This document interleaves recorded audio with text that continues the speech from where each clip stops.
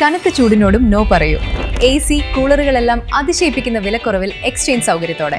കൃപ home appliances, Pulikkottil arcade, നടുവത്ത്. തീരാത്ത പ്രവൃത്തികളുമായി Thuvvur village office കെട്ടിടം.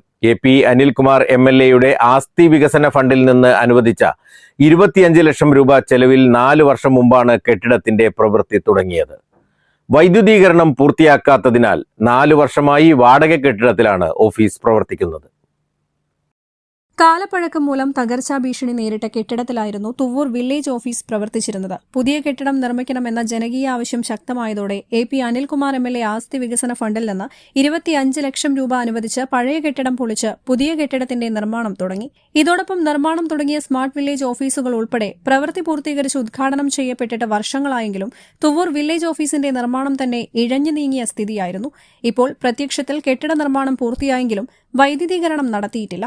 ഇക്കാരണത്താൽ വാടക കെട്ടിടത്തിൽ തന്നെയാണ് ഓഫീസ് പ്രവർത്തിക്കുന്നത്.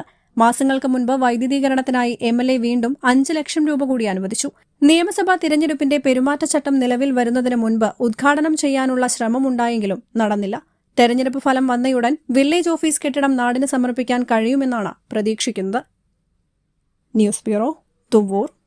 വണ്ടൂരിന്റെ മധുര സ്വപ്നങ്ങൾക്ക് വിസ്മയിപ്പിക്കുന്ന രുചിവൈവിധ്യങ്ങളുമായി saint bake and sweets, Kalikavu road, Wandoor. Phone 9656781415.